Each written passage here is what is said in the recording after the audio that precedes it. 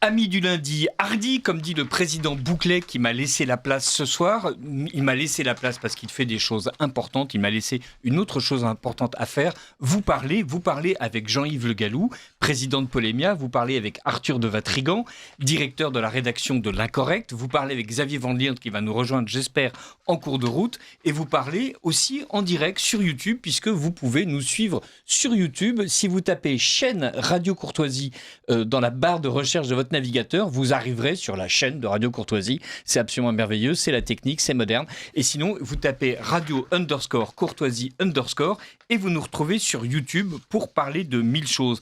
Et pour parler de quoi ? Pour parler de choses en on, de Macron, de Mélenchon, de Léo XIV et de pompiers. Nous allons parler évidemment d'insécurité. Mais d'abord Macron, puisque Macron, évidemment, occupe nos esprits, occupe nos cœurs, occupe nos intelligences.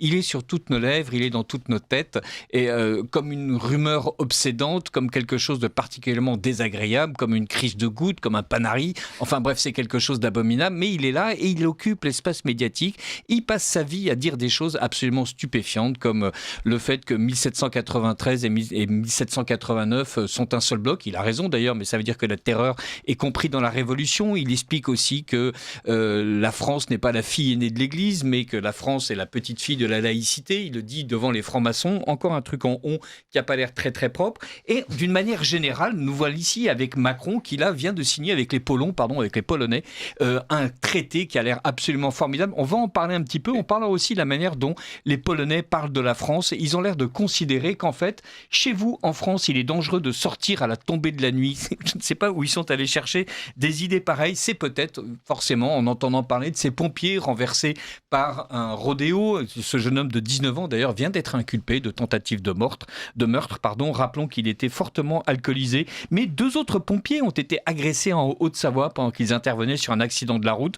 Pendant ce temps-là, quelqu'un nous parle de sentiment d'insécurité. C'est le maire de Fort-de-France. Que s'est-il passé pour que son sentiment d'insécurité se renforce ? Eh bien, 3 hommes ont été tués dimanche 11 mai par arme à feu à Fort-de-France, pendant que le sentiment d'insécurité est toujours quotidien pour un monsieur qui tient un bar tabac, qui a été attaqué à la voiture bélier il y a 8 mois, Luis Cardozo, à Clermont-Ferrand. Il a l'air de trouver lui aussi que son sentiment d'insécurité a été un peu renforcé une fois que la bagnole a complètement défoncé sa vitrine. Nous parlerons bien sûr de Léon XIV, non pas pour célébrer le fait que les catholiques aient trouvé un nouveau chef, mais pour savoir si ce nouveau chef est dans la lignée du pape François ou au contraire est un pape de rupture avec François, mais peut-être pas du tout. Nous verrons bien. J'en parlerai avec mes invités. Et enfin, nous parlerons de Mélenchon, de la meute et donc de la manière dont LFI fait face à cette déferlante de mensonges odieux produits par des journalistes de mauvais aloi qui ont osé expliquer que Mélenchon était une espèce de chef de secte et d'une manière générale, d'une manière unanime, comme un seul homme, ils se sont tous dressés pour dire exactement les mêmes mots. Non, nous ne sommes pas une secte. Et donc, comme de véritables sectateurs, ils sont en train de se répandre à peu près partout pour expliquer, évidemment, qu'ils ne correspondent absolument pas au portrait si exact qui a été dressé d'eux. Bon, voici quel est le sommaire. Et une fois de plus, je suis ravi d'avoir maintenant Xavier Van Lierde, qui est journaliste, qui nous a rejoint et qui va pouvoir lui aussi parler de Macron, Mélenchon, Léon et des pompiers. Et Pochon. Merci. Dans mon panier, qui mettons vous vous souvenez de ce jeu, Jean-Yves ? Voilà, dans mon panier, qui mettons ? J'y mets un dindon, j'y mets des boutons. J'y mets un pochon. J'y mets un pochon. Et vous, qui mettez-vous, Arthur de Vatrigan ? J'avais un mot qui me venait, mais comme on en dirait que je ne vais pas le dire. Voilà, un wagon sans doute. Voilà. Alors, la France et la Pologne scellent un partenariat anti-Poutine, c'est le titre alléchant du Figaro, pour nous expliquer que les peuples français et polonais qui ne se sont jamais fait la guerre vont enfin signer un traité d'amitié historique. J'ai l'impression, Jean-Yves, qu'on a déjà signé des traités avec la Pologne. Oui, peut-être, oui, dans l'entre-deux-guerres. Oui, voilà, oui. Ça nous a mourir pour Danzig, comme disait l'autre. Ça nous a amené. C'est-à-dire, on avait d'ailleurs des alliances internationales qui n'étaient pas compatibles avec notre stratégie militaire, puisqu'on avait une stratégie militaire qui était défensive entre 1919 et 1939, et des alliances militaires avec la Tchécoslovaquie ou avec la Pologne, qui auraient nécessité d'avoir une stratégie offensive. Voilà, d'où le désastre d'ailleurs qui a suivi. Voilà, parce qu'effectivement, on avait tout misé sur la ligne Maginot et sur le pacifisme, ce qui permettait d'ailleurs de ne pas finir la ligne Maginot. C'est dommage, parce que là où elle était construite, elle a été redoutablement efficace. Quant au pacifisme, il a été effectivement aussi efficace qu'à l'ordinaire. Arthur de Vatrigan, lorsqu'on vous explique que la France et la Pologne scellent un partenariat anti-Poutine pour faire en sorte que la France puisse venir en aide militairement et même nucléairement à la Pologne, ça vous inspire quoi ? Disons que les enjeux sont pas les mêmes entre les Polonais et les Français. Déjà, d'un point de vue géographique, je serais polonais, je chercherais des alliances évidemment un peu partout anti-Poutine, parce que bon, comme ils ont l'habitude de se faire rouler dessus par le voisin soviète, bon, forcément, ils ont pas envie que ça recommence. Après, il peut y avoir un intérêt, c'est que la Pologne s'arme et devient le pays peut-être le plus armé, ou en tout cas dans les dépenses de son PIB, c'est le plus important.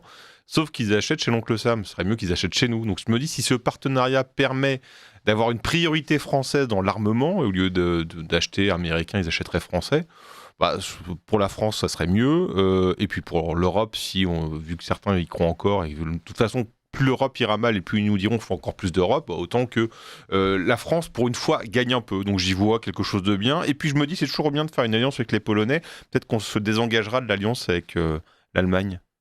Ce noble roi de France et de Pologne, parce que voilà, c'est quand même pas la première fois que les Français et les Polonais sont alliés. Autant des rois, ça marchait aussi. Puisque vous parlez de dépenses militaires, Varsovie concentre ses achats militaires sur les équipements américains et sud-coréens. Paris espère voir cette tendance s'atténuer et l'Élysée met notamment en avant la compatibilité de son aviation de transport et de ravitaillement avec les 32 F-35 que la Pologne détiendra d'ici à 2030. Donc c'est vrai que pour l'instant, l'immense majorité des dépenses militaires est totalement en dehors de la France. C'est-à-dire, Xavier Van der Leer, sur les dépenses militaires des pays membres de l'Union européenne, on a l'impression que non seulement les États-Unis se taillent la part du lion, mais qu'en plus, Ursula von der Leyen a quasiment fait la promesse d'augmenter ses achats aux Américains. Ah oui, mais ça fait des décennies que ça dure, hein. Ça fait des décennies que nous nourrissons le système qui pénalise notre industrie d'armement. Ce qui est navrant, c'est qu'il y avait, on parle beaucoup, enfin Macron notamment parle beaucoup d'indépendance européenne, d'indépendance stratégique. Tout ça sont des mots qui résonnent agréablement aux oreilles françaises. Le seul souci, c'est que beaucoup de nos partenaires, comme vous l'avez vous-même souligné, ne sont pas du tout sur cette même ligne, considèrent que leur sécurité est justement dans l'alignement et la soumission aux États-Unis pour des raisons très pragmatiques. C'est-à-dire que pour que la France soit crédible, il faudrait que son armée soit dimensionnée pour faire face aux enjeux. C'est-à-dire qu'on achète du matériel de ceux qui peuvent ensuite venir et voler à votre secours et qui ont les moyens de cela. Depuis que nous avons voulu toucher les dividendes de la guerre de la paix, donc avec la fin de la guerre froide, eh bien nous ne sommes plus en capacité d'être crédibles comme alliés. Donc les Polonais, c'est sympathique, ils vont signer un accord avec nous, mais uniquement pour la dernière chose qui nous reste, c'est-à-dire le parapluie nucléaire. Ils veulent mettre la main sur cet élément-là. Tout le reste, ils n'en ont que faire.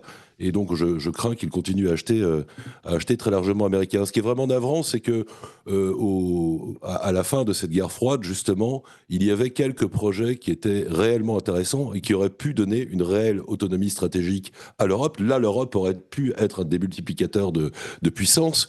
Et c'était le projet, par exemple, de repérage géographique, de GPS européen qu'on appelait Galileo. Et très rapidement, c'était remisé parce que l'Amérique trouvait que c'était très embêtant que l'Europe ait cette autonomie stratégique. Et voilà, là, ce sont des choses dans lesquelles, ensemble, on pouvait réellement être plus fort. Puisqu'aujourd'hui, en réalité, il y a 3 systèmes. Il y a un système russe qui leur donne une autonomie stratégique. Il y a le GPS. Et puis l'Europe, eh bien, si elle veut pouvoir utiliser ses armements de haute précision, eh bien, elle doit s'en remettre à l'accord des États-Unis qui nous ouvrirait leur système. C'est-à-dire qu'on ne peut pas mener une guerre aujourd'hui que les Américains ne voudraient pas que nous menions. Vous voyez où on en est. Oui, l'ensemble du renseignement est en fait tenu par les systèmes américains et relayé par les systèmes américains. Du renseignement et même de la capacité à faire tomber un missile au bon endroit. Donc vous voyez, pour les Polonais, le choix est vite vu. On n'est pas capable de leur offrir un système autonome. Ils dépendent, comme nous, du reste de l'OTAN et des États-Unis. Jean-Yves Le Gallou. Mais c'est ainsi. Oui, je pense qu'on pourrait ajouter 2 choses. D'abord, on dépend d'autant plus de l'OTAN et des États-Unis que la majorité des classes politiques, y compris ceux qui aujourd'hui critiquent Trump, restent quand même dans la main de l'État profond américain. Et derrière l'État profond américain, il y a le lobby militaro-industriel américain et Lockheed Martin. C'est pas nouveau. Il y a 50 ans, il y avait eu le commandant en chef de l'armée de l'air française qui avait été élu député centriste et qui était tombé dans une affaire de corruption avec Lockheed Martin. Au point qu'on disait à l'époque, dans les milieux politiques, pas de chèque, du Lockheed. Voilà, donc c'est pas nouveau la corruption des classes politiques et la mainmise sur les classes politiques françaises, allemandes, polonaises. Tusk était quand même un agent proche de l'État profond américain. Donc, ils vont pas acheter autre chose qu'américains. Les gens qui les ont mis en place, ce sont quand même des représentants proches ou lointains de l'État profond américain. Et puis, le nucléaire, c'est gentil. Mais c'est la première fois que j'entends dire ça comme ça. Mais le nucléaire, c'est gentil parce que la théorie, la stratégie nucléaire, jusqu'ici, c'était quand même la dissuasion. Tu mets un pas sur mon territoire, je te vitrifie. Eh bien, c'est pas ce qui se passe. Les Ukrainiens ont envoyé un certain nombre de missiles sur le territoire russe, et voire le territoire russe relativement profond. Les Russes n'ont pas sorti l'armement nucléaire. Il y a une guerre limitée aujourd'hui, peut-être avec un armistice provisoire, entre l'Inde et le Pakistan, qui sont deux puissances nucléaires. Et il y a eu des échanges de tirs ou de missiles entre Israël et l'Iran, qui sont tous les deux des puissances nucléaires, et personne n'a non plus sorti l'arme nucléaire. Donc l'arme nucléaire, elle est évidemment importante, mais manifestement, on ne la sort pas au premier débordement de l'adversaire à l'intérieur de ses frontières. Donc je vois mal les Français utiliser l'arme nucléaire au moindre débordement russe en Pologne, auquel je ne crois guère. Moi, si je regarde l'Est, ce que je trouve plus inquiétant, c'est plutôt la Lituanie, l'Estonie, la Lettonie, où il y a d'ailleurs des minorités russes importantes. Voilà. Mais est-ce que il faut mourir pour Tallinn ou mourir pour Saint-Denis qu'on a déjà perdu? Je ne sais pas. En tout cas, nous avons déjà essayé de mourir pour Danzig et hélas, nous y sommes arrivés. Arthur de Vatrigan, vous évoquiez vous aussi la dimension nucléaire. La Pologne suit avec attention les débats liés à l'élargissement de la dissuasion nucléaire française, puisque ça fait partie des choses qu'Emmanuel Macron discute. Friedrich Merz est d'ailleurs lui-même très favorable à cet élargissement de la dissuasion nucléaire française, ce qui signifie en gros qu'il serait pas mal que les Français partagent leur pouvoir nucléaire avec les autres, évidemment en échange de rien, puisque voilà, la France est toujours heureuse d'offrir toutes ses richesses aux autres en échange de leur respect inconditionnel et de leur volonté de former un couple franco-allemand et même un trouble franco-polono-allemand. Xavier Van Lier, est-ce que ça vous paraît être un calcul intelligent de la part de Macron? La question est piégée. Non, bien sûr, pas du tout. En fait, ce qui est terrible avec Macron, c'est qu'au-delà... En fait, Macron et ses prédécesseurs, on a quand même un petit peu l'impression qu'on vit sur des acquis qui étaient ceux des Trente Glorieuses et de gens un petit peu plus sérieux comme De Gaulle, Mesmer et compagnie. Et petit à petit, en fait, tous les joyaux et tout ce qui faisait, les reliquats de puissance qui nous avaient été légués, nous les larguons de façon à s'acheter des amis qui n'en pensent pas moins. Et bientôt, eh bien, nous n'aurons plus grand-chose à mettre dans la corbeille de ce mariage qui n'en est pas un, et avec des contrats de mariage, du reste, très mal à rédiger, puisque nous apportons beaucoup de choses dans la corbeille, et en échange, on reçoit toujours très peu de choses en retour. Et en fait, il n'y a pas que le nucléaire, si vous voulez. Il y a eu un moment aussi où Macron proposait que notre siège au Conseil de sécurité des Nations Unies soit également mutualisé. Et en fait, on a l'impression que le mariage, c'est pas vraiment... On parle de ce couple franco-allemand, je pense que plus personne n'y croit en réalité, hein. Même dans la haute administration française, on n'y croit plus. En revanche, j'ai l'impression que Macron apporte dans la corbeille de l'Europe sa dot pour en devenir une sorte de président, entre guillemets, ou en tout cas de candidat à la succession de Mme von der Leyen. Et donc, il est en campagne. En fait, il ne pourra plus se représenter à la présidence de la République si la Constitution est respectée, comme nous sommes, vous le savez, dans un état de droit. Voilà, mais je pense qu'il a de la suite dans les idées et un plan de carrière à mener. Et il est suffisamment égocentrique, narcissique et imbu de lui-même pour penser que ce costume lui irait bien. Et je pense voilà, on disait que pour être président de la République, il faut y penser chaque matin en se rasant. Je me demande si tous les matins en se rasant, Macron ne pense pas à ce poste-là et donc s'achète des alliés, non pas des alliés de la France, mais des alliés de sa candidature en montrant à quel point il est plus européen que français. En réalité, ça s'appelle de la forfaiture. Arthur de Vatrigan, vous souscrivez à cette accusation inédite, je plaisante, à l'encontre d'Emmanuel Macron ? Oui, malheureusement. Macron, c'est un liquidateur, quoi. C'est le type sur le marché qui vend ce qui reste de la France. Alors, il ne reste plus grand-chose. Donc, il vend. Je me demande si la prochaine fois, il n'ira pas vendre Notre-Dame parce qu'il a découvert que ça marchait quand même pas mal et qu'il a capté toutes les caméras. Donc, il va trouver un moyen pour ça fait vendre partie à des grandes réussites de son quinquennat, selon lui. Hein. Il n'y en a pas beaucoup. Il y a le débarquement, les 80 ans du débarquement. Notre-Dame et les Jeux Olympiques. Enfin, chaque fois qu'il s'agit d'une commémoration, il considère que c'est vraiment un achèvement incroyable. Oui, encore les 80 ans, c'était pas ouf. Alors que les Jeux Olympiques, oui, ça a marché, donc ça prouve que si on fout du flic partout et qu'on dégage tous les migrants, tous les SDF, il n'y a plus de problème. Et puis Notre-Dame, si en fait, si on oublie, s'il se rappelle qu'on n'est pas la fille de la laïcité et de la République et tout ça, et que ça remonte un peu avant, ça marche aussi. Mais bon, à chaque fois, le lendemain, il l'oublie, c'est le problème, quoi. Mais donc, c'est un liquidateur, il vend tout, mais en fait, ce qui est encore plus énervant, parce que sur le papier, moi, je suis un peu naïf, donc je regarde un truc sur le papier de manière très pragmatique. On a quand même une opportunité intéressante, quoi, parce qu'on se dit, bon, les Américains disent oui, les Européens, là, vous nous avez coûté un bras, on va arrêter de vous protéger, tout ça, très bien. On dit qu'il reste qui avec une protection nucléaire ? La France. Très bien, ça se vend, ça, on va dire. Bon, le problème, c'est quand on parle d'élargissement, ça veut dire quoi concrètement, en fait ? Personne ne sait ce que ça signifie. Quand on parle d'élargissement de l'Union européenne ? Non, du nucléaire. Ah oui, non, concrètement, ça veut dire quoi ? Rien. Quoi, je sais pas, en tout cas, j'ai pas eu de définition. On n'a pas le compte. Donc, si c'est dire, en fait, la France devient un parapluie, c'est on remplace les Américains. Bon, c'est cool. C'est-à-dire, si on remplace les Américains, mais c'est-à-dire aussi dans ce qu'ils recevaient. Et sachant que la Pologne, c'est 5% de leurs dépenses. Donc, je crois que c'est un des premiers pays de l'OTAN à dépenser dans l'armement militaire. Et nous, on est le deuxième pays exportateur de l'industrie militaire. Donc, sur le papier, ça pourrait être un truc qui pourrait être intéressant. Et si, en plus, on garantit qu'on peut les protéger, l'élargissement, on garde le mot élargissement du nucléaire, comme ça veut rien dire, ça n'engage pas beaucoup, mais c'est rassurant, on dit, bon, on va élargir un peu, éventuellement, on réfléchira à vous protéger s'il faut, mais en échange, vous allez tout acheter chez nous. Sur le papier, je trouve ça cool. Le problème, c'est que c'est Emmanuel Macron, donc je sais que ça ne marchera pas. Xavier Van Lierne, j'ai l'impression que vous vouliez réagir. Non, les Polonais veulent du prépositionnement, si j'ai bien compris. Les Polonais, eux, savent très bien ce que ça veut dire l'élargissement du parapluie nucléaire français. C'est du prépositionnement d'armes sur leur sol et la possibilité de décider quand elles sont utilisées. Ah, c'est eux qui décideraient.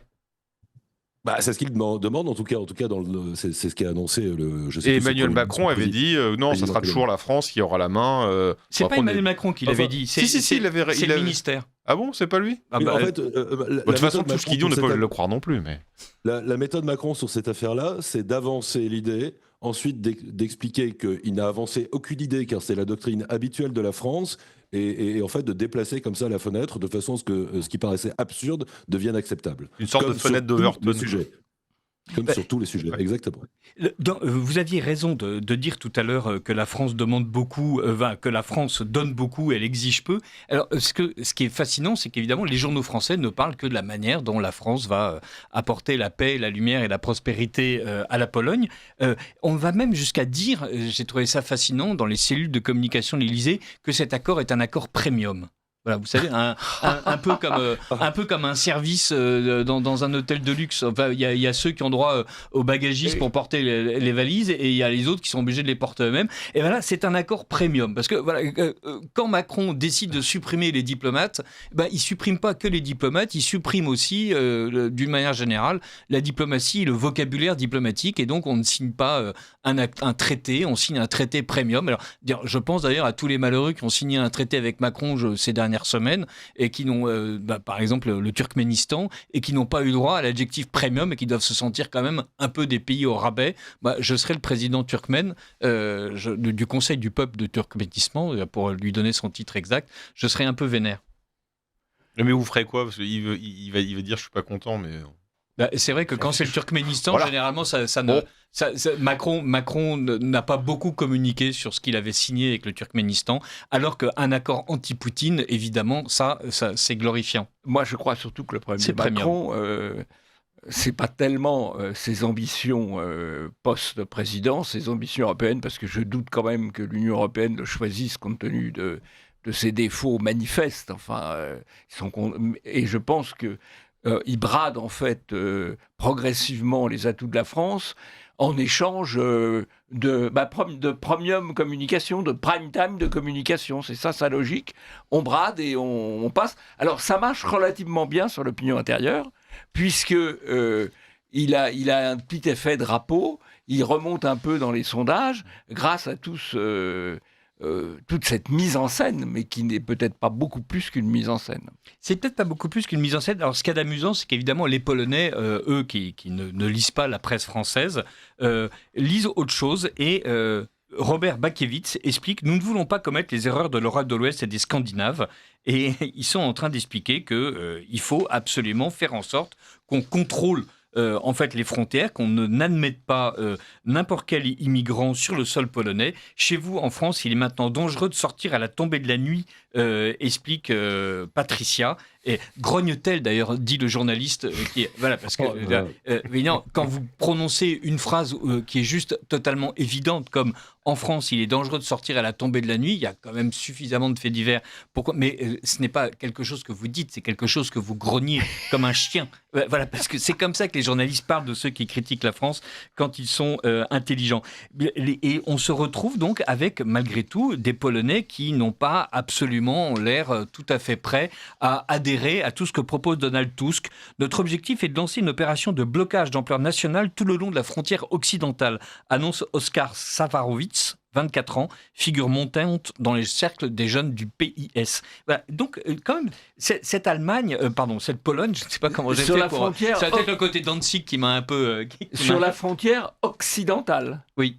Oui, donc le danger vient de l'Ouest. Exactement. Oui. Le danger vient de l'Europe, en fait. Le danger vient Il ne vient pas de la Biélorussie, non, par exemple. Il vient de tous ceux qui seraient capables de quitter l'Allemagne ou l'Ukraine pour se rendre en Pologne. Voilà, rappelons que les Polonais ont déjà, pendant cette guerre russo-ukrainienne, crié le halte-là à toutes les importations ukrainiennes qui se déversaient chez eux. Ils ont expliqué que, bien sûr, ils étaient de tout cœur avec l'Ukraine, mais pas au point de ruiner leur propre économie, contrairement à la France, évidemment, qui est trop heureuse de faire en sorte que les fabricants de poulets en France soient réduits à la misère. Et est-ce que vous avez l'impression, puis là on parle beaucoup de Macron et de la Pologne, mais prenons un peu de hauteur, examinons le cas Macron, révélons l'intégralité de ses méfaits, faisons en sorte de considérer effectivement qu'il est nul et donnons-en les preuves objectives. Est-ce que dans la manière qu'a Macron de conduire les affaires, est-ce que c'est véritablement uniquement le fait de faire les gros titres qui le meut, comme le suggère Jean-Yves Le Gallou, avec méchanceté et avec vraisemblance? Assez amusant, alors je ne vais pas échapper qu'encore une fois... l'actualité catholique lui a grillé la politesse. Il était fou furieux parce qu'il faisait son discours du 8 mai en direct de toutes les chaînes d'infos quand paf, la fumée blanche est sortie. Et ce qui fait que l'écran s'est divisé en deux, puis la deuxième partie de l'écran a bouffé beaucoup, mais pour voir juste une cheminée avec une mouette et de la fumée blanche qui sortait pendant le discours de Macron. Donc il était fou furieux.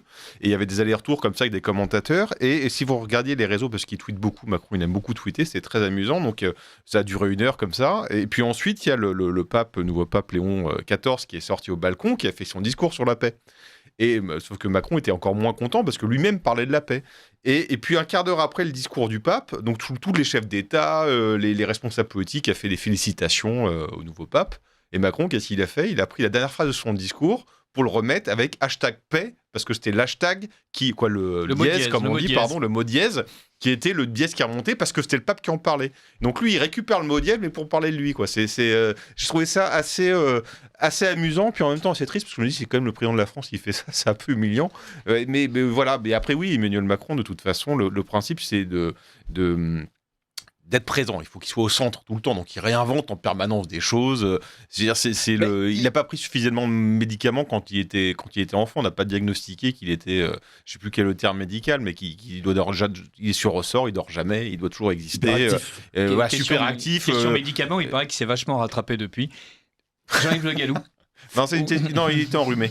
C'était un mouchoir. Vous voulez qu'on parle du pochon? Par exemple, parlons du pochon. Alors, il y a eu une photo qui est sortie, même une vidéo, qui est très, très gênante, objectivement, par rapport à la culture européenne, par rapport à la culture démocratique, la culture diplomatique, pardon, où on voit le nouveau chancelier allemand, M. Merz, issu de BlackRock, le Premier ministre d'Angleterre, qui a été le chef du parquet, Keir Starmer, chef du parquet général, qui a enterré l'affaire des grooming gangs en Angleterre, et Macron.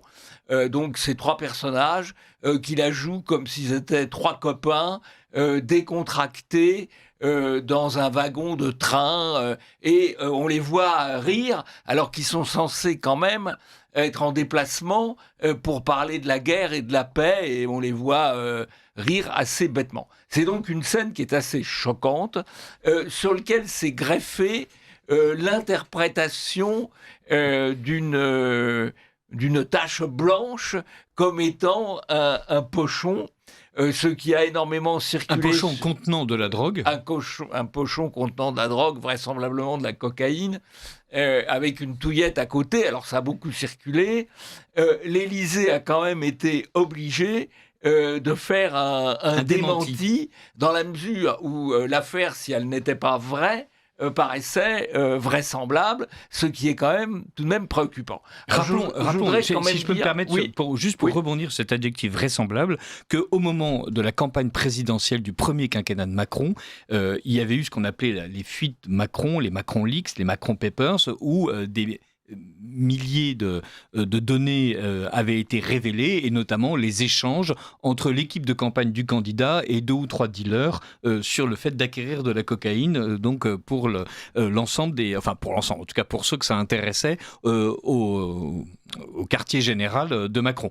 Évidemment, tout de suite, on avait expliqué que tout cela était une forgerie, et il a fallu attendre quelques années pour que ceux qui avaient expliqué que c'était une forgerie expliquent qu'en fait c'était tout à fait intéressant et qu'on pouvait bien sûr utiliser ces fuites, non pas pour empêcher le candidat Macron d'arriver au pouvoir, puisque ça y est, il y était, mais du coup pour faire un vrai travail de journaliste qui ne consiste pas à expliquer que tout ce qui déplaît à Macron, évidemment, est faux. Mais on peut en parler après, une fois que c'est tard. Alors, il semblerait quand même qu'au cas particulier, c'était un mouchoir. C'est un mouchoir et non pas un mouchoir en papier et non pas un pochon. Hein. Et de ce point de vue-là, moi, je ne peux qu'inciter nos auditeurs qui sont sur les réseaux sociaux à être quand même prudents lorsqu'ils critiquent, lorsqu'ils relaient quelque chose qui est peut-être vrai, qui est peut-être vraisemblable, mais dont on n'est pas absolument certain. Il y a suffisamment de choses exactes à relayer.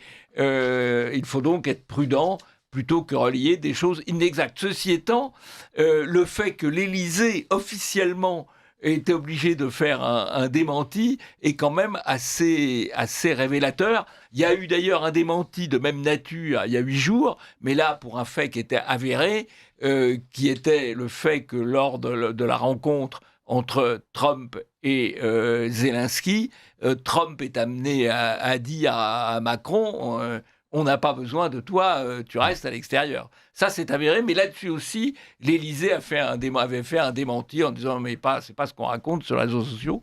En l'occurrence, ce que racontaient les réseaux sociaux était globalement exact. Ouais. Ce qui est très amusant, ce sont tous les démentis que l'Élysée n'a pas émis chaque fois quand on explique que Macron est un peu tordu, que Macron est un peu nul, que Macron fait le malheur de la France. L'Élysée ne produit pas de démentis, donc peut-être l'Élysée est-il d'accord.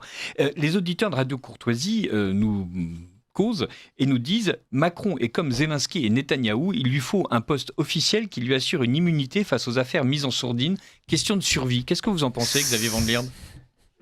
Peut-être.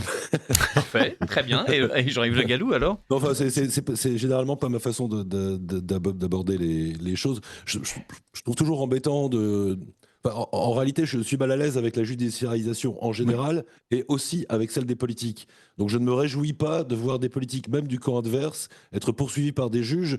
Je pense que ça fait partie d'une dérive extrêmement détestable et dont nous souffrons en réalité. Je ne pense pas que les juges soient trop cléments avec les politiques, je pense même le contraire. J'aimerais que les politiques puissent s'émanciper de la tutelle des juges qui nous font beaucoup plus de mal en réalité. Je suis d'accord avec ce que dit mon prédécesseur. C'est grave qu'il puisse se sentir obligé d'avoir une immunité après, c'est assez grave, parce que ça ampute son indépendance. Et donc la judiciarisation, ça a des conséquences extrêmement graves sur l'indépendance des politiques.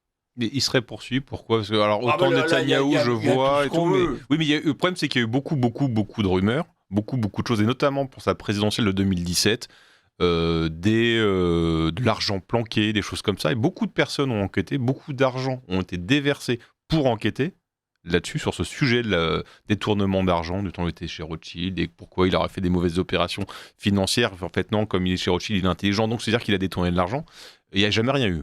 Voilà, je précise là-dessus, en tout cas, il n'y a jamais rien eu. Et pourtant, je vous promets qu'il y a eu beaucoup d'enquêtes. Arthur de Vatrigan, une campagne électorale présidentielle telle qu'elle a été menée, vous trouvez des dizaines de délits susceptibles d'être poursuivis. Ah non, sur la campagne, bien sûr, non, je parlais sur ce délit personnel à lui. Vous savez ce qu'on a beaucoup entendu. Il y a quand même les affaires antérieures qu'il y a pu avoir avec Orange, avec Drahi, avec... le bradage de Thomson, il y aurait aussi de la matière. Mais à condamner politiquement plus que judiciairement, en tout cas. Je pense qu'il a suffisamment de casseroles politiques pour qu'on ne s'embête pas à chercher à trouver des preuves sur des affaires judiciaires, qu'on fasse son bilan politique et qu'on le rappelle sans cesse, ça serait déjà pas mal. Regardez, Sarkozy, il n'est pas jugé sur son bilan politique. C'est bien le problème. Il est jugé sur des affaires financières plus ou moins scabreuses qui remontent à 20 ans. Oui, et on en fait, résultat, une victime et un martyr. C'est le problème. Bah, effectivement, ça assure la promotion de son fils. Et en plus, voilà. Donc faites attention, ne relayez pas toutes les infox, uniquement celles qui permettent effectivement de confirmer que Sarkozy a été une calamité et Macron une catastrophe. D'ailleurs, c'est ce que nous dit l'un des auditeurs de Radio Courtoisie en nous expliquant: dites plutôt que Manu a porté malheur à la France, le point d'orgue étant l'incendie de la cathédrale. Alors ça, on ne peut pas le rendre responsable. Ceci étant, le malheur de la France et le déclin de la France, il remonte à 1968. On peut rajouter 1980, etc. On peut remonter encore. Et on peut peut-être remonter encore avant. Oui, mais 1789, par exemple. Philippe le Bel aussi, je pense. Oui, mais enfin bon. Mais Macron n'est pas... il a aggravé les choses. Oui, il n'est pas seul responsable. Il n'est pas seul responsable. Il y aura beaucoup de monde sur le banc des accusés. Ouais. Alors, plusieurs auditeurs nous disent, en fait, qui peut croire encore que la Russie aurait un intérêt quelconque à envahir la Pologne?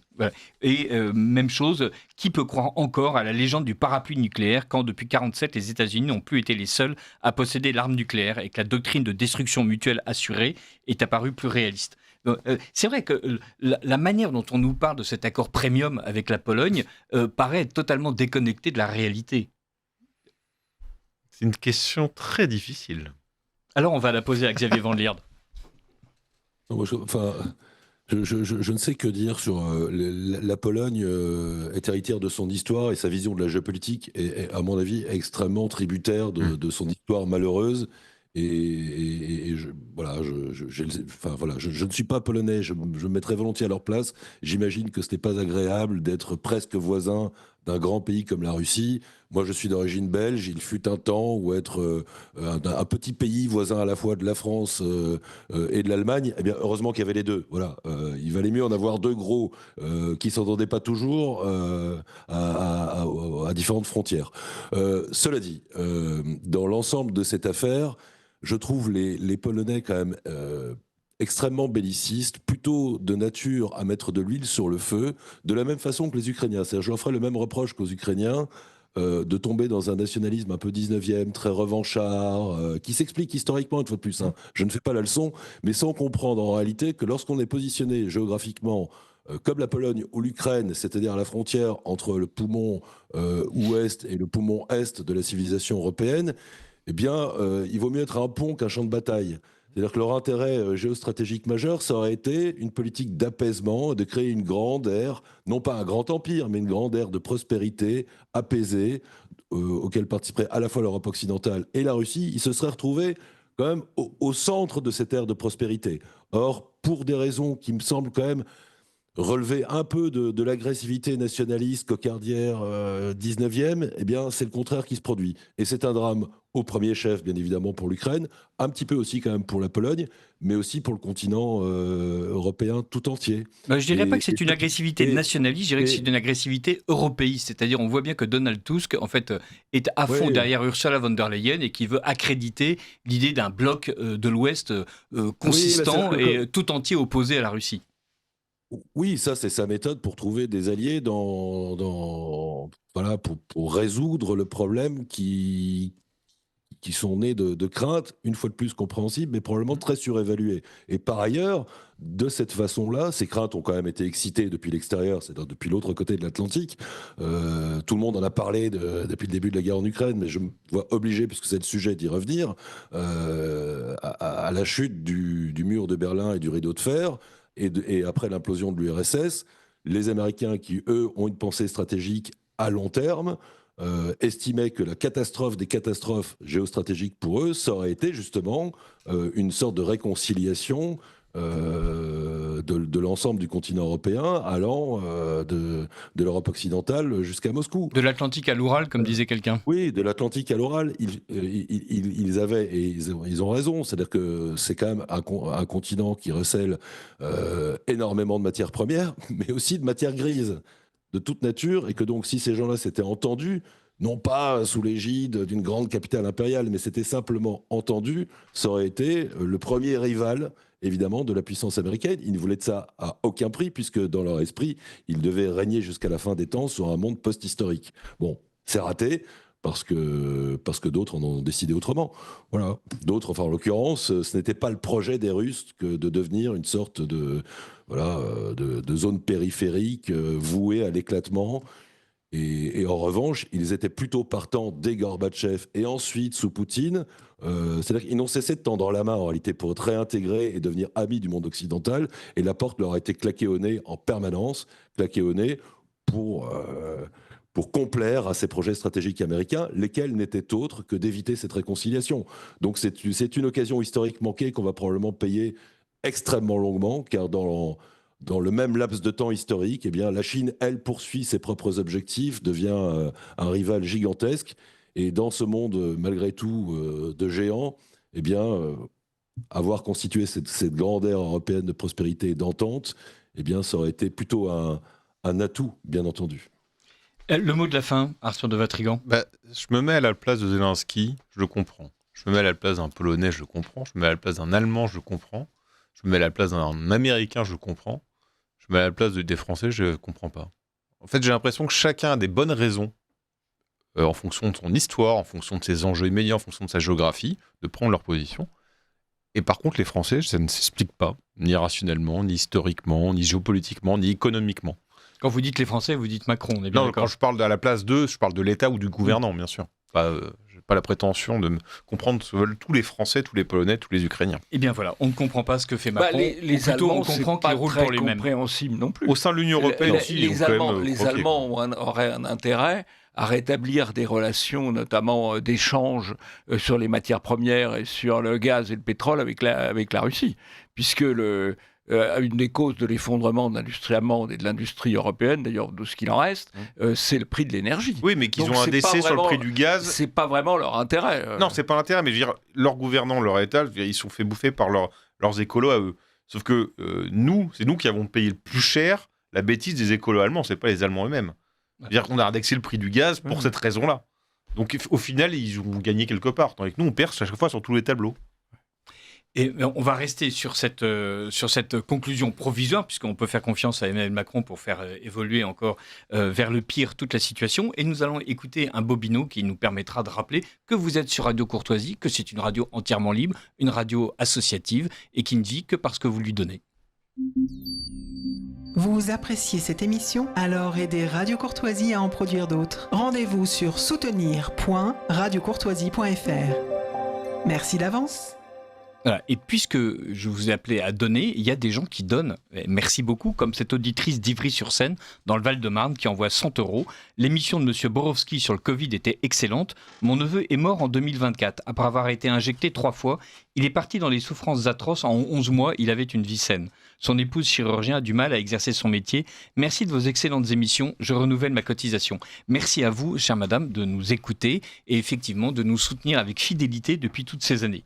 Une auditrice de Pantin, en Seine-Saint-Denis, envoie 30 €. Je ne peux à ce jour régler ma cotisation annuelle en totalité. Je dois régler la réfection de ma toiture et les factures sont astronomiques. Mais votre radio est essentielle et magnifique. Je la suis depuis des décennies. Je vous remercie du fond du cœur de votre engagement et de votre courage. Eh bien, c'est nous qui vous remercions de votre engagement et de votre courage de nous écouter et de nous soutenir. Et dites-vous bien que ce n'est pas grave si ce n'est pas la cotisation complète et que 30 €, c'est déjà un joli don. Un auditeur de Thiers, dans le Val-de-Marne, envoie 150 €. Vous avez remarqué évidemment que je gradue subtilement la manière dont ça augmente. Cher président, et il ne parle pas de moi, il parle du président Bouclet, recevez ma contribution pour notre radio. Je vous fais part de mon soutien et de mes remerciements. Vous représentez une boussole qui donne des raisons de combattre, chacun à son niveau, malgré toutes les menaces qui pèsent sur notre civilisation et les attaques qui la frappent. Sachez que vous êtes précieux dans les moments de deuil, car vous représentez une famille au sein de laquelle les valeurs se transmettent et se partagent. Eh bien, merci beaucoup, chers auditeurs, de faire partie de cette famille de Radio Courtoisie. Et croyez bien que nous sommes, nous aussi, attentifs, justement, à faire partie de cette famille et à accueillir tous les auditeurs, y compris d'ailleurs ceux qui ne donnent pas, mais c'est juste une affaire de temps. Et je suis certain que d'ici la fin de l'émission, vous aurez décidé de changer, parce qu'il est pour nous important de partager ces valeurs d'abord et avant tout. Puisqu'on parle de valeurs, on va parler d'un autre sujet qui n'a absolument rien à voir.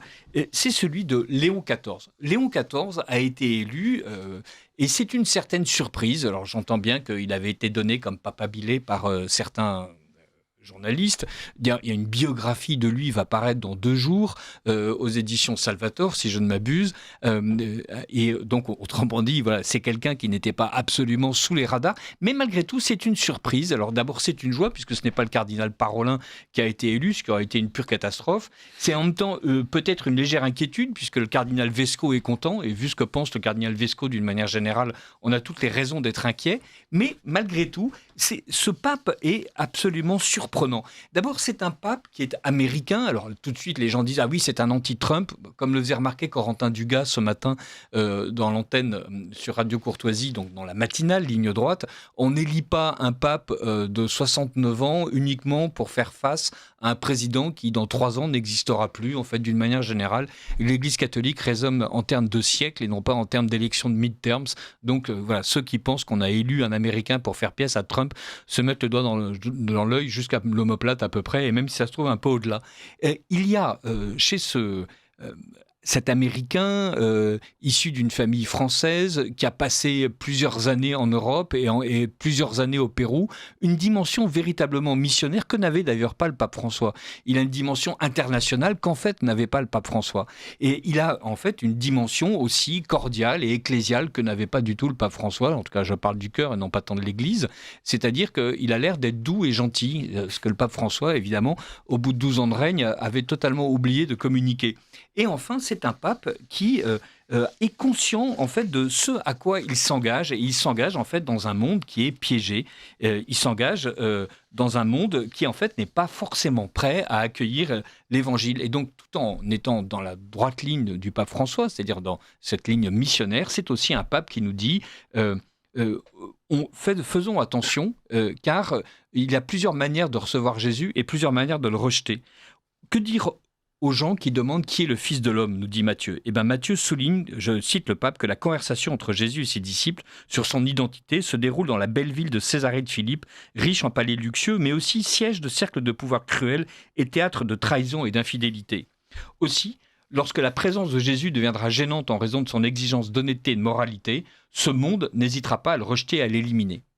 Il y a aussi une autre réponse possible à cette question de Jésus, c'est celle du peuple. Pour lui, le Nazaréen n'est pas un charlatan, c'est un homme courageux qui parle bien et qui dit des choses justes.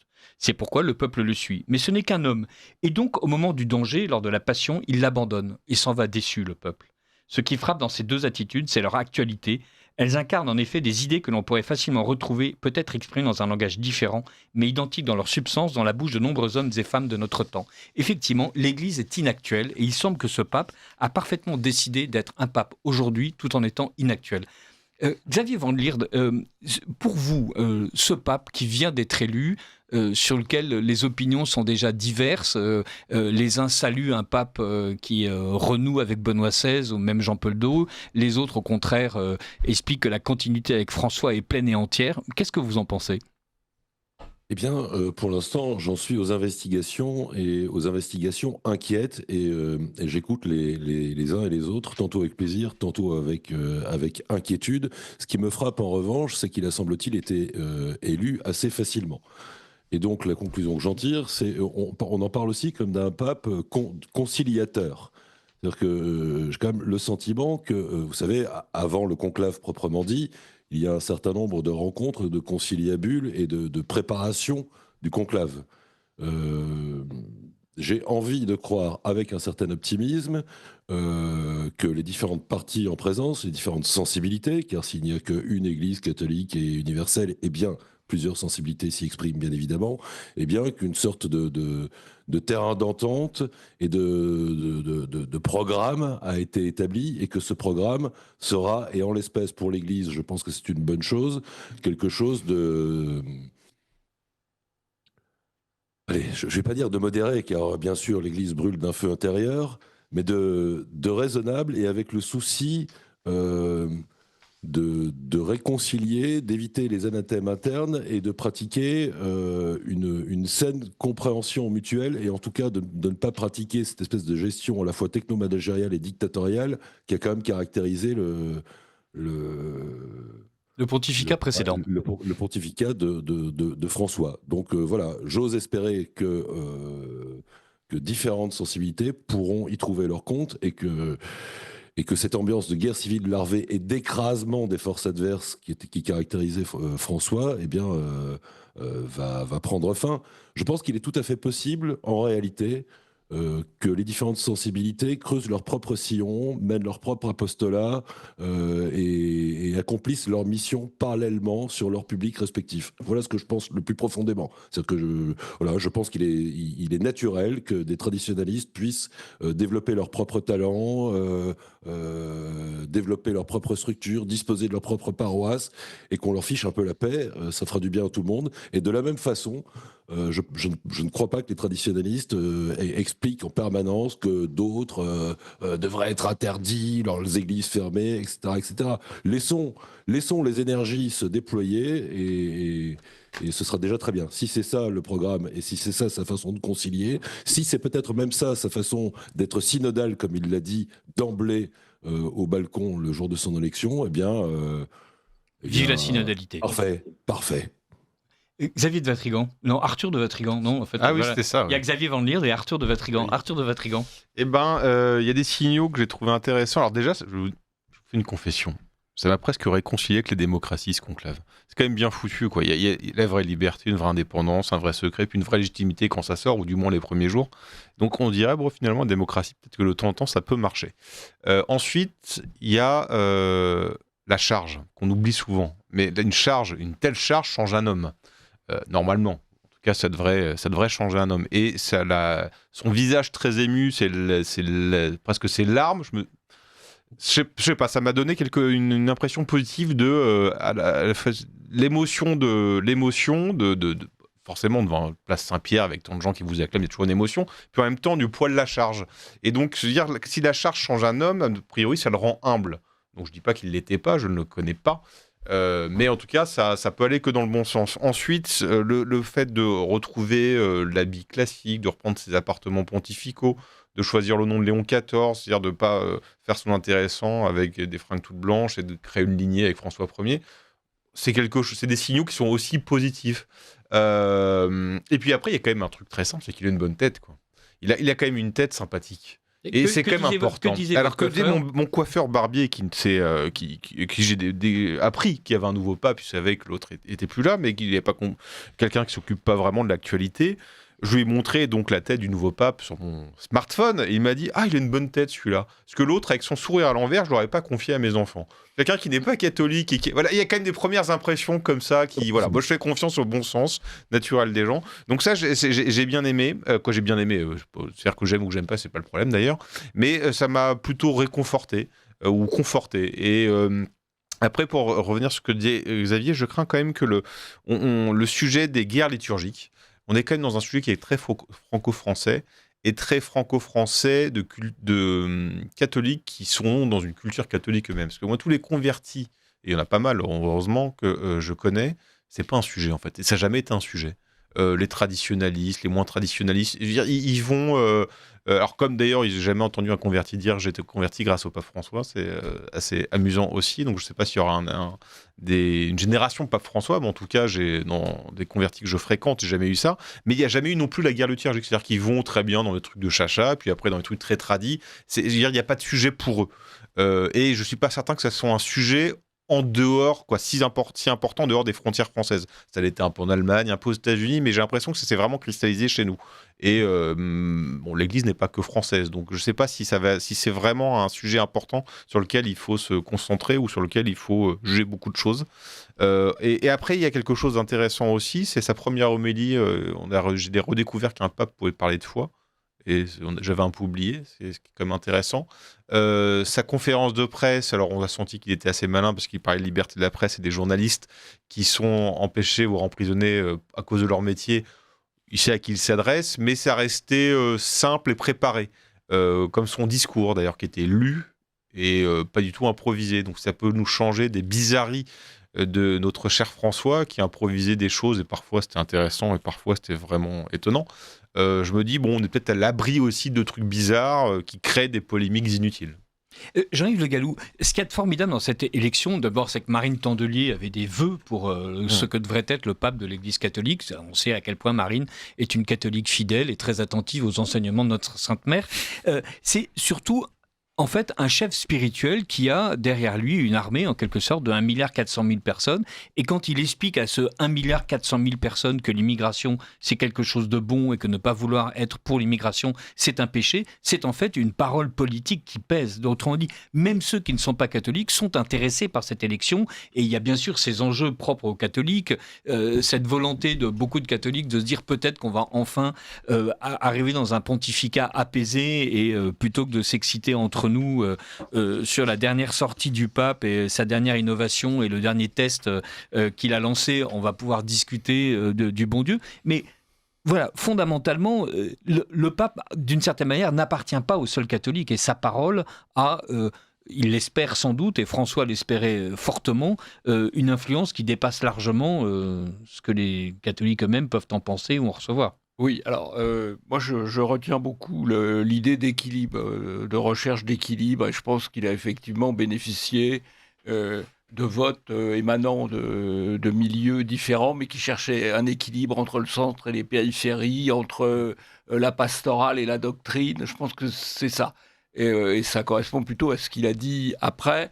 Alors, si vous voulez me parler d'immigration... je dirais pas spécialement. Qui avait employé le mot. Mais c'est pas que je veuille absolument vous en parler à vous, Jean-Yves Le Gallou. C'est juste, je voudrais rappeler à ceux qui nous écoutent que, en fait, parler du pape, c'est pas juste un sujet de catholique. C'est un sujet qui dépasse largement les catholiques eux-mêmes. Sur ce sujet, je pense qu'il y a, je ne sais pas ce que dira ou ce que fera Léon XIV. J'observerai qu'il y avait eu des démarches quasiment politicienne du pape François quand il va à Lampedusa. Il a une démarche politicienne. Très assumée. Très assumée. Bon, mais les papes précédents, dans leurs déclarations, telles qu'analysées notamment par Laurent Dandrieux, qui n'est pas du tout hostile, étaient quand même relativement ambigus par rapport à la position doctrinale, là, cette fois de l'Église, sur l'immigration, qui est un sujet évidemment central parce qu'il bouleverse les pays et notamment il bouleverse les nations européennes. Donc là, c'est une question, il faut attendre de voir ce qui sera dit ou fait. Je crois qu'on va quand même vers quelque chose de plus apaisé. D'ailleurs, si je me permettre juste sur l'immigration, Léon XIII, Donc, a priori, il semblerait que Léon XIV ait trouvé du positif chez Léon XIII. S'il choisit le nom de Léon XIV, sur l'immigration, avait dit « Personne, en effet, ne consentirait à échanger contre une région étrangère sa patrie, sa terre natale, s'il y trouvait les moyens de mener une vie plus tolérable. » Donc, on est vraiment dans la lignée de ce qu'ont dit Benoît XVI, Jean-Paul II. Oui.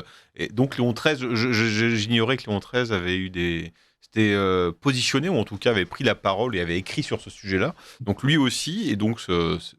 ça peut donner une indication sur ce sujet-là, de ce que pourrait penser Léon XIV. Ça comprend le point de vue de ceux qui migrent. Voilà. Et c'est vrai que c'est un point de vue. Mais en même temps, ça explique aussi qu'ils ne devraient pas migrer. Oui, voilà. Sûr. C'est toujours la même chose. De toute façon, l'Église n'impose pas un problème politique. Elle donne une indication, charge aux politiques. Ensuite, de puiser dans la ligne et de mettre en application, pas de mettre en application, de faire ensuite un choix politique par rapport à une ligne donnée. Xavier Van der Lier, et juste après vous, Jean-Yves Le Gallou. Là, dans la citation qui a été faite de Léon XIII, le souverain bien, c'est la possibilité de vivre dans sa patrie, enraciné, et l'immigration ne peut être acceptée comme quelque chose pour faire face à un accident, comme un moindre mal, mais pas du tout comme un souverain bien qui doit être recherché. Exactement. C'est là où François avait incarné une rupture radicale, c'est que pour lui, les migrations faisaient advenir un monde nouveau et quasiment une Jérusalem non plus céleste, mais terrestre. Et donc c'était eschatologique. Il fallait les favoriser car on en finissait justement avec l'enracinement, avec l'incarnation en réalité. Ce qui pour l'Église catholique, en voulant en finir avec l'incarnation, c'est quand même super gonflé. Donc si Léon XIV revient simplement à cette idée que oui, il faut accueillir l'autre transitoirement, eh bien moi grosso modo, je suis d'accord. Le problème aujourd'hui, c'est qu'on voit bien que nous ne sommes pas... c'est-à-dire que par exemple, le droit d'asile initial me convient très très bien. Le droit d'asile dévoyé qui consiste en réalité à voir dans l'immigration quelque chose d'eschatologique justement, et là François rejoignait Mélenchon, c'est-à-dire que pour l'un, la créolisation c'est une sorte d'avenir désirable, et pour François, c'est de créer une espèce de grande communauté humaine indifférenciée, et donc ça devenait quelque chose d'idéologique. Donc voilà, ensuite, ça laisse quand même toute l'attitude à chaque nation de faire ses réglages en fonction de cette vertu très importante également, qui est la prudence. Voilà, on ne peut pas pratiquer la charité au risque de détruire sa propre nation, sinon, eh bien, on produit un plus grand mal que les bénéfices escomptés par sa charité. Voilà. Donc, si on retrouve ces latitudes-là, eh bien, tout ira très très bien. Jean-Yves Le Gallou. Oui, je voulais ajouter quelque chose. Il semblerait que ce soit un homme qui a une très grande intelligence, enfin, au-delà des normes. Oui, diplômé en théologie, en droit canon, en mathématiques. Et un intérêt pour les mathématiques, pour les algorithmes, et peut-être un intérêt aussi sur les technologies nouvelles, de même que Léon XIII s'était intéressé finalement aux mutations apportées par le travail dans la période dans laquelle il a régné. C'est tout l'objet de son encyclique Rerum Novarum, justement. Lui pourrait s'intéresser aussi aux mutations qui ont lieu actuellement dans le monde contemporain. En regard de ça, il a sans doute les capacités de le faire. Il en a parlé dans son homélie, c'est le sujet d'ailleurs sur l'IA. Il va parler de l'IA, des changements, absolument. Et de justement sans d'ailleurs donner ce qui est assez intéressant, il n'a pas donné d'adjectif négatif. Il n'a pas dit l'IA, c'est pas bien. Bon, papa n'aurait pas dit ça, peut-être François. Mais voilà, en tout cas, c'est un enjeu. Il va falloir se positionner par rapport à ça. Et en effet, ça fait penser en effet à la période de Léon XIII avec ses mutations. Alors là, c'est pas l'industrie, c'est l'IA, la nouvelle technologie. Mais en effet, je pense que ça va être assez intéressant. Je vais me permettre de citer justement un passage que le pape Léon XIV a... Enfin, un passage d'une allocution du pape Léon XIV qui s'adressait aux journalistes. Si l'on considère l'évolution technologique, cette mission donc de la communication devient encore plus nécessaire. Je pense en particulier à l'intelligence artificielle avec son immense potentiel qui exige toutefois responsabilité et discernement pour orienter les outils vers le bien de tous afin qu'ils puissent produire des bénéfices pour l'humanité. Et cette responsabilité concerne tout le monde proportionnellement à l'âge et aux rôles sociaux. Donc effectivement, on sent qu'il est connectés, si j'ose dire, aux réalités d'aujourd'hui. Ce qui est intéressant en tant que journaliste, quand on lit cette allocution, c'est que on peut se sentir, appelé. Et nous, sur Radio Courtoisie, Arthur de Vatrigan à l'Incorrect, vous-même qui êtes un homme de communication à travers vos livres et l'Institut Polémia, qu'est-ce que dit le pape? La communication n'est pas seulement la transmission d'informations, mais aussi la création d'une culture, d'environnement humain et numérique qui deviennent des espaces de dialogue et de confrontation.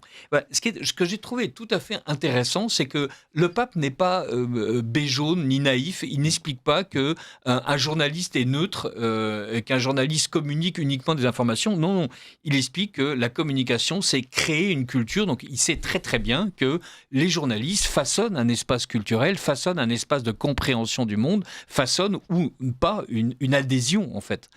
Dans sa première déclaration à la presse, d'ailleurs, il insiste beaucoup sur le fait qu'il faut admettre qu'il y ait des points de vue différents qui s'expriment. Absolument. Ce qui n'est pas la tendance naturelle des médias dominants, mais c'est dit de manière assez nuancée. Ça correspond assez bien, d'ailleurs, à la manière dont on imagine qu'il a été élu.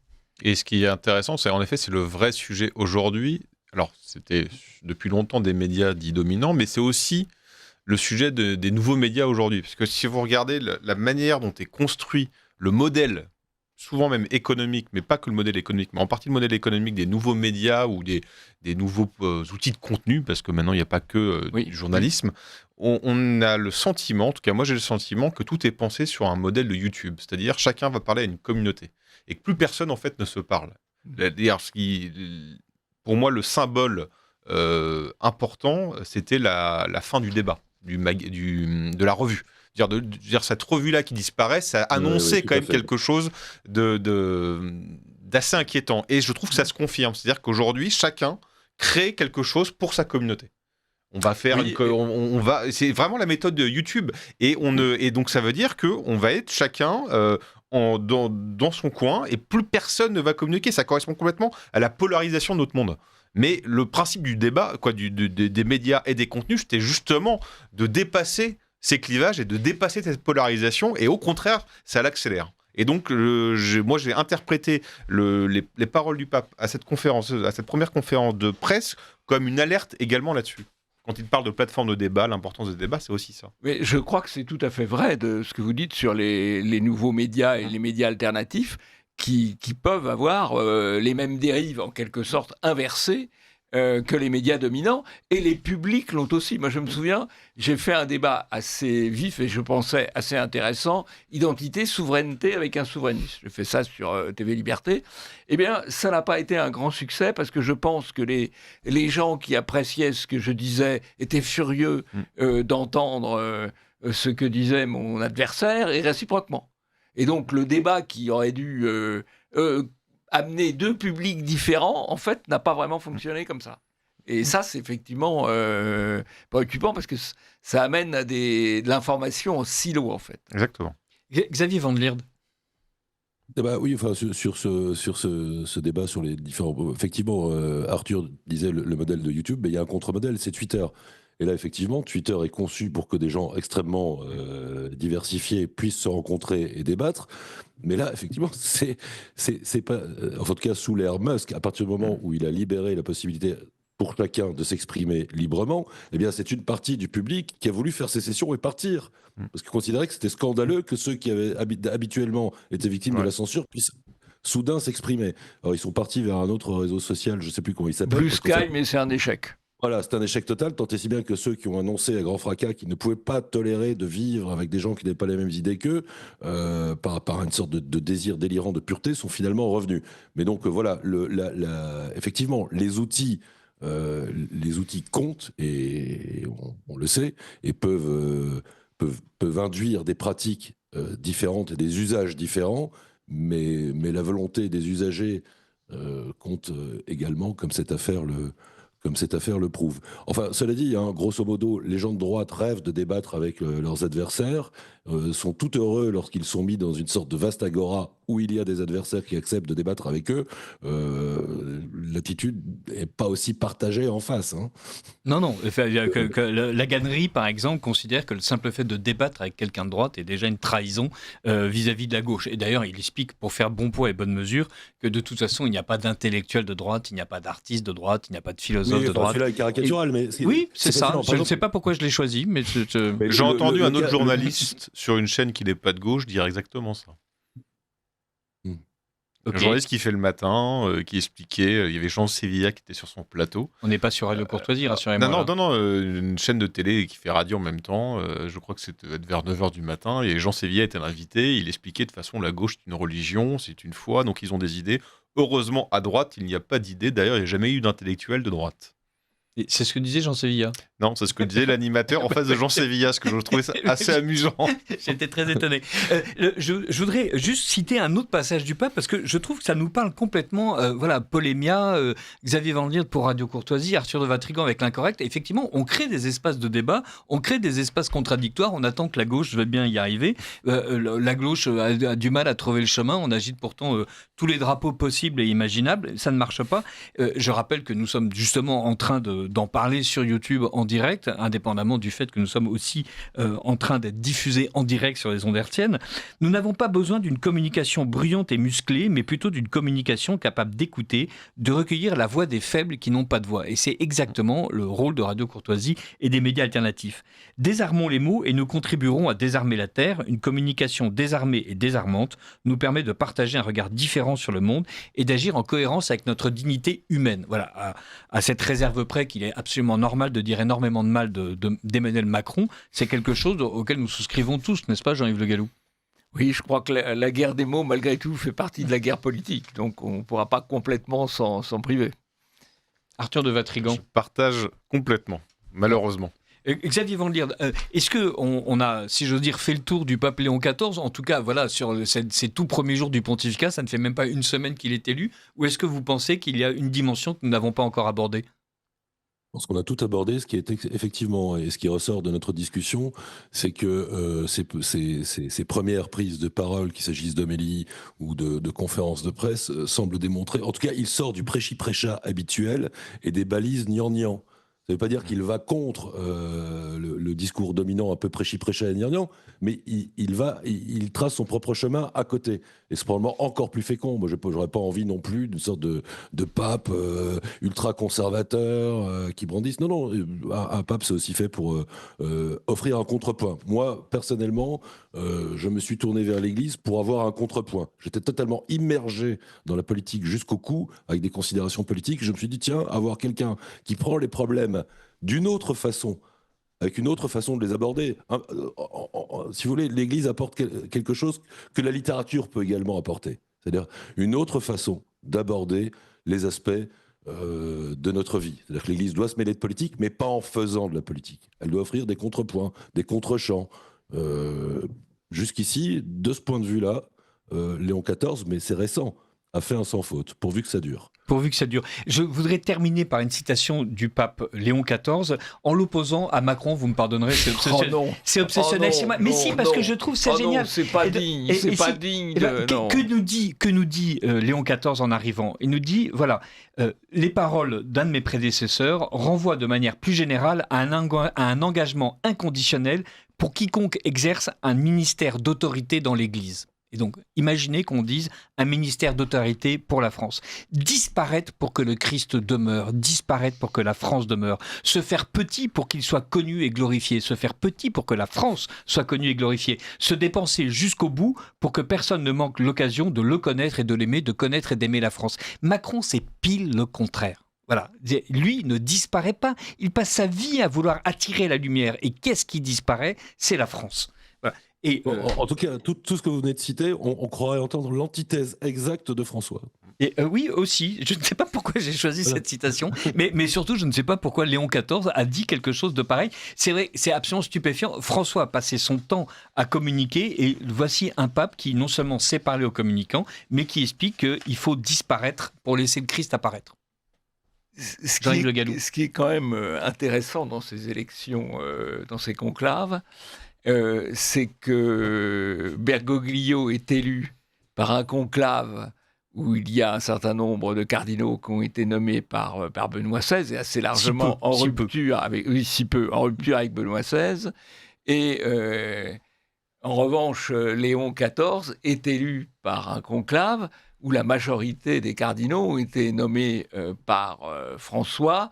Et même s'il a fait quelques déclarations dans la continuité, on sent bien qu'il va y avoir quand même un pontificat différent. Donc c'est assez intéressant de voir ces changements de pied, en quelque sorte, d'un conclave à l'autre. Et ce qui explique de vous entendre, Jean-Yves. Peut-être justement la méconnaissance ou l'incompréhension de la doctrine et de la périphérie, comment ça s'articule. En fait, il a nommé plein de cardinaux de la périphérie, c'est-à-dire de partout du bout du monde. Oui. Mais la périphérie, ce n'est pas forcément progressiste. Et d'ailleurs, il l'a découvert par lui-même, parce que lorsqu'il a voulu faire ces petits trucs bizarres, et notamment sur la bénédiction des couples homosexuels, il s'est pris toute l'Afrique dans la tronche. Oui, sauf l'Algérie avec le cardinal Vesco. Oui, c'est vrai. Et donc, la périphérie, c'est pas forcément les plus progressistes, c'est même parfois les plus conservateurs. Donc, on avait vraiment un conclave, le cheptel était renouvelé à 80%, mais par des cardinaux qui venaient de plein d'horizons différents. Oui. Mais ça signifiait pas qu'il... Et je pense qu'il a nommé aussi beaucoup de cardinaux en fonction de la pastorale. Et la pastorale, elle a des éléments quand même de piété populaire, des éléments conservateurs. Je prends un exemple sur un cardinal français, Bustillo, qui aurait pu être un homme aussi de compromis, mais qui est très jeune, mais qui a des côtés conservateurs à travers la piété populaire. Avec le fait d'ailleurs que dans son diocèse de Corse, il y a 3 fois plus de nouveaux baptisés par habitant que dans le reste de la France. Et il a été nommé cardinal par François, et François est même venu, c'est son dernier voyage, à Ajaccio. Donc le côté pastoral et piété populaire explique peut-être le résultat qui n'était pas absolument évident. Si on faisait une analyse purement politique, il a été nommé par un tel, donc il va aller dans tel sens. Quoi. Tout à fait. Je voudrais clore le chapitre Léon XIV, en tout cas pour le moment, et en espérant qu'on va en parler pendant 15 et 20 ans encore. Et avant de lancer le dernier volet de cette émission, ce libre journal que vous pouvez écouter sur YouTube, mais vous êtes sur Radio Courtoisie, donc de toute façon, vous l'écoutez déjà à la radio. Citez encore quelques auditeurs. Une auditrice de Cherbourg en Cotentin, dans la Manche, envoie 50 €. Je vous écoute souvent en direct. Je suis peiné d'apprendre que vous êtes en difficulté financière actuellement. Elle a raison. Je vous envoie ma cotisation en 2 fois. Je vous remercie beaucoup pour la qualité de vos émissions et le courage de tous les patrons, associés et invités. Messieurs, c'est pour vous. Et merci beaucoup, madame. Évidemment, le fait de la recevoir en 2 fois n'est sans importance. Merci beaucoup, au contraire de cet effort que vous faites. Un couple d'auditeurs de Sartrouville, dans les Yvelines, envoie 50 € aussi. Je suis auditrice plutôt assidue de votre radio. Merci pour votre commentaire sur l'affaire Le Pen. J'en profite pour vous envoyer ma contribution à la pérennité de Radio Courtoisie. Merci beaucoup. Nous en ferons très bon usage. Et un auditeur de Saint-Rémy-de-Provence, dans les Bouches-du-Rhône, envoie 30 €. Avec mes remerciements pour tout ce que vous faites pour notre pays. Continuez. C'est exactement l'intention que nous avons, et nous allons continuer. On va continuer d'ailleurs en parlant de sécurité. Une affaire à défrayer la chronique, c'est évidemment la manière dont un conducteur a décidé de faire un rodéo. Et comme ce rodéo était évidemment d'abord illégal, mais surtout extrêmement bruyant et dangereux, un pompier volontaire s'est porté pour leur demander d'arrêter. Et donc Nicolo Scardi, sapeur-pompier volontaire âgé de 38 ans, a été percuté par un automobiliste. Alors il n'a pas été percuté, l'automobiliste lui a volontairement roulé dessus, à Évian-les-Bains en Haute-Savoie, transporté en urgence absolue à l'hôpital. Son pronostic vital n'est plus engagé. Mais entre-temps, le jeune de 19 ans, fortement alcoolisé, qui est déjà défavorablement connu des services de la police et à qui on avait retiré son permis, a été inculpé pour tentative de meurtre. Détail dont je n'ai pas encore pu vérifier s'il est absolument certain, mais le ministre de l'Intérieur, Bruno Retailleau, a l'air de considérer que c'est vrai. Le conducteur a craché sur la victime et sur le sapeur-pompier volontaire en train de secourir son camarade. C'est-à-dire, non seulement il lui roule dessus, c'est-à-dire il ne le percute pas, vraiment il lui roule dessus, et ensuite il prend le temps de cracher sur la personne qui l'a fait rouler à terre. On est absolument stupéfait par la chose. Et donc ça, c'est une légère insécurité qui règne. Et comme je le disais tout à l'heure, en fait, cette insécurité, évidemment, elle ne s'arrête pas à l'affaire sordide de Nicolas Scardi. 2 pompiers ont été agressés en Haute-Savoie pendant qu'ils intervenaient sur un accident de la route. Et là, c'était dimanche 11 mai. Donc, c'est nouvelle agression de pompiers, 2 soldats du feu blessés alors qu'ils intervenaient à Saint-Sergueï pour un accident de la route. L'homme suspecté de les avoir frappés est actuellement en fuite. Et voilà, je citais aussi des textes absolument aberrants comme le maire de Fort-de-France qui, dimanche 11 mai, ayant appris qu'en Martinique, 3 hommes avaient été tués par arme à feu, explique que ça renforce le sentiment d'insécurité. Tu m'étonnes, c'est même plus un sentiment là. Hein. Il est temps que des mesures exceptionnelles soient prises pour arrêter la circulation des armes. Il faut que l'État mette les moyens. Voilà. On est fabuleusement encouragé. On va se dire que, évidemment, Bruno Retailleau va être encore plus efficace qu'il ne l'a déjà été. Et pendant ce temps-là, il y a 8 mois, un bureau de tabac presse de Clermont-Ferrand était la cible d'un cambriolage à la voiture bélier et d'un incendie. Le 12 mai, la boutique a rouvert. Et donc là, Luis Cardozo a l'air d'être péniblement surpris par ce qui lui est arrivé. Effectivement, une voiture bélier a défoncé, il y a 8 mois, la voiture, la devanture, et a volé, les gens ont volé 5 000 € de cigarettes, donc ça valait vraiment le coup. Il y a entre 300 et 400 000 € de dégâts. Et lui aussi considère que ça renforce un peu son sentiment d'insécurité. Même il a l'air de dire que ce sentiment d'insécurité est quotidien. Jean-Yves Le Gallou, il y a un ensauvagement du pays ? Non. Et le mot insécurité n'est pas le mot approprié. Il y a une entreprise de conquête territoriale du pays. Et la conquête territoriale, elle se fait par la force. Et d'un certain point de vue, ce qui permet l'avancée de l'immigration, c'est la peur que font régner les racailles. Alors, je ne dis pas que tous les immigrés ont ce comportement-là, évidemment. Sans compter quand on entend les noms de Luis Cardozo et de... Enfin, voilà, les racailles, elles sont dans une logique de conquête territoriale. Pourquoi on s'en prend aux pompiers ? Ça fait à peu près une vingtaine d'années qu'on attaque les pompiers. Vingtaine d'années. Et qu'on s'en scandalise chaque année. Oui, mais enfin, on aurait dû se scandaliser dès le départ. Moi, je dois dire, je l'ai appris en 2007, lors d'une mission que je faisais pour le ministère de l'Intérieur sur la sécurité civile, en rencontrant le président de l'association des sapeurs-pompiers, qui était le directeur départemental de Seine-et-Marne, et qui a dit à la mission que je dirigeais, qui a raconté que les pompiers étaient attaqués. J'étais absolument stupéfait. Aujourd'hui, c'est tous les jours. Et quand on attaque les pompiers, c'est quand même dans des quartiers bien particuliers, et c'est des quartiers dont on veut chasser l'État. Chasser l'État, c'est une entreprise de conquête territoriale. De même, quand on s'en prend à quelqu'un qui essaye d'expliquer gentiment que ça serait bien d'aller faire du bruit ailleurs. Il y a beaucoup d'autres exemples de ce cas. Et qu'on le tue, eh bien, on intimide tous les autres. Et quand je dis cette histoire de pompier qui leur dit arrêtez de faire du bruit, allez ailleurs, et qui se fait bousculer, c'est pas nouveau. Lors des émeutes de 2005, les émeutes immigrées de 2005, les seuls morts des émeutes immigrées, ce sont des Français qui voulaient empêcher des racailles de brûler des voitures. Mais en brûlant des voitures, en interdisant l'arrivée des pompiers, en attaquant ceux qui s'opposent, au fond, aux nuisances, on intimide tous les autres et on permet la conquête territoriale. Y compris d'ailleurs des choses tout à fait banales. Vous allez hésiter à vous prononcer contre un repas halal qui vous sera imposé parce que on crée un sentiment de crainte. Alors ce que je dis là, je ne suis pas le premier à le dire, ça a été théorisé en 2010 par Renaud Camus lors des assises de l'islamisation, et ça lui a valu une condamnation correctionnelle. Xavier Van Lierde, sur l'affaire de ce pompier renversé par un rodéo urbain et d'une manière plus générale, sur l'ensemble de ces faits divers absolument stupéfiants. Ce qui est extrêmement agaçant, c'est que jusqu'ici, le registre qui est utilisé pour traiter de ce fait absolument effroyable, c'est celui de l'échec éducatif, de l'assimilation qui n'a pas fonctionné, de l'autorité qui est défaillante, oui, certes. Enfin bref, on utilise beaucoup d'abstractions pour éviter d'incarner ce crime. Oui, la plupart des crimes, on les désincarne et on tourne autour du sujet, on parle de causes qui sont annexes et on ne va pas au cœur du sujet.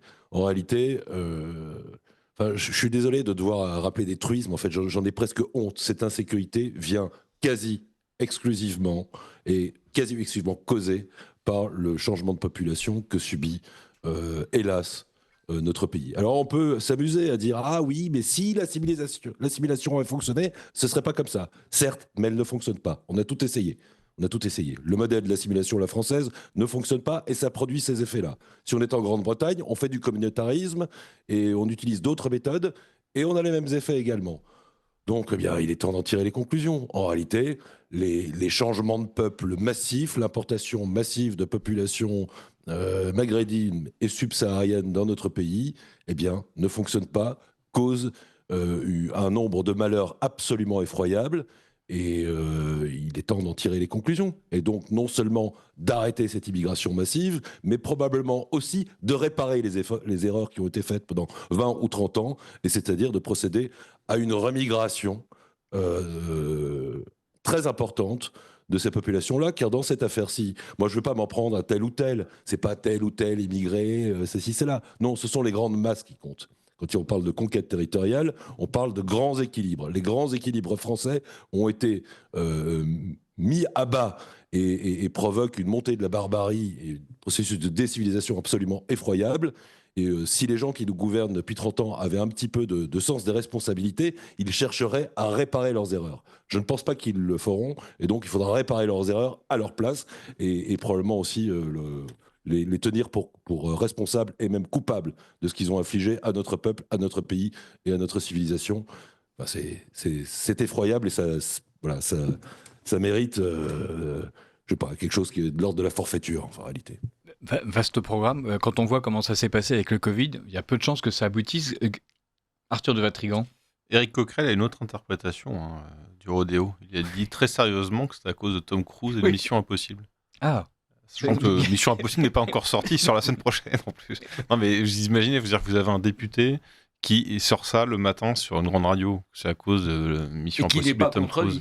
Et qui n'est pas contredit. Je suis d'accord avec tout ce qui a été dit, mais je n'enlèverai pas quand même l'échec éducatif, parce que c'est un échec éducatif qui a été construit, comme l'assimilation. Je veux dire, on a une assimilation qui a été construite contre la France. Je veux dire, on n'a pas rien fait. On a fait tout l'inverse volontairement.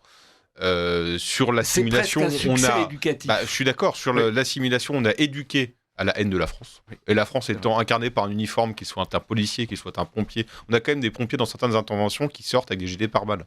On s'imagine juste la scène, quoi. Un pompier qui met un gilet pare-balles pour aller sauver des gens. Donc on a éduqué à ça.